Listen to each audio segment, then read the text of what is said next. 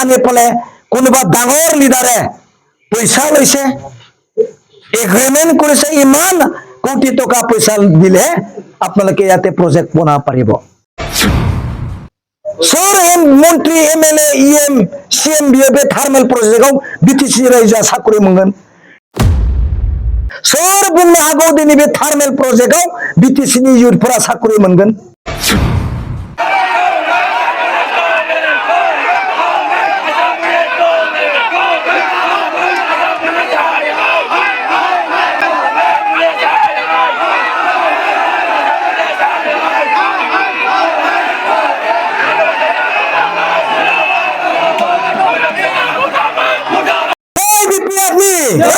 जय हाग्रा महिलारिनि बीपीएफ लं लेट हाग्रा महिलारि जिंदाबाद हाग्रा महिलारि जिंदाबाद नांगोल पार्टी जिंदाबाद नांगोल पार्टी जिंदाबाद जय हाग्रा महिलारिनि जय नांगोल पार्टीनि जय हाग्रा महिलारिनि जय नांगोल पार्टीनि दिनै आङो प्रथमबार बे थार्मेल प्रोजेक्ट जिहेतु जोंहा परबाजरा बिनि खोथा सोंनायाव आङो बुंनो नागिरदों नामा एसे गोरोन्थि जानो हागौ।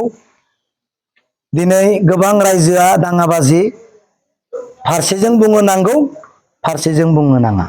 फारसेया बुङो गोबां बीटीसी रायजोआ साख्रि मोनगोन, गोबाङा बुङो जों बीटीसी नि हाखौ जों हगारनो हाया। सोर बुंनो हागौ जे बेयाव थार्मेल प्रोजेक्ट एपीडीसीएल नि आन्डाराव मोनसे कम्पानी जायोब्ला साकरि मोनगोन? सोर व्यक्तिया, सोर सुबुङा, सोर लिडारा, सोर एमएलए, सोर एमपीआ, सोर मन्त्रिया, सोर एमसीबा दिनै गेरान्टि होनो हागौ जे बेयाव साख्रि मोनगोन? आं बुंनो सानो बिटिआर कर्टनि गेजेरजोंनो सासेबो दिनै आर्मी पुलिस सुकिदार साकरि रावबो मोनाखै।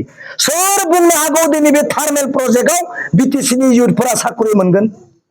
हो नों बिटिआर कर्टआव थानायखौनो हो।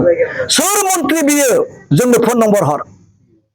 सोर मन्त्रि एमएलए ईएम सीएम बियो बे थार्मेल प्रोजेक्टआव बीटीसी रायजोआ साकरि मोनगोन?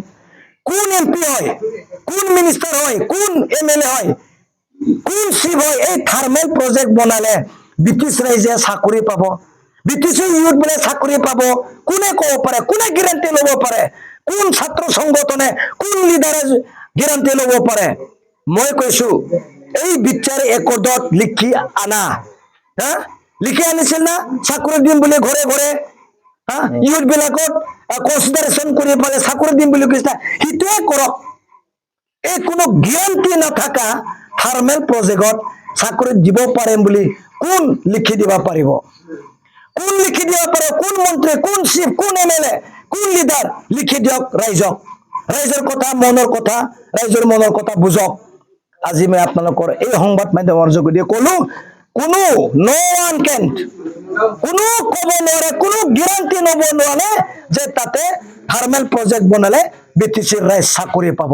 এই হুপুন একো নাই। এই প্ৰজেক্টটো আনি পেলাই কোনোবা ডাঙৰ লিডাৰে পইচা লৈছে, এগ্ৰিমেণ্ট কৰিছে, ইমান কোটি টকা পইচা দিলে আপোনালোকে ইয়াতে প্ৰজেক্ট বনাব পাৰিব।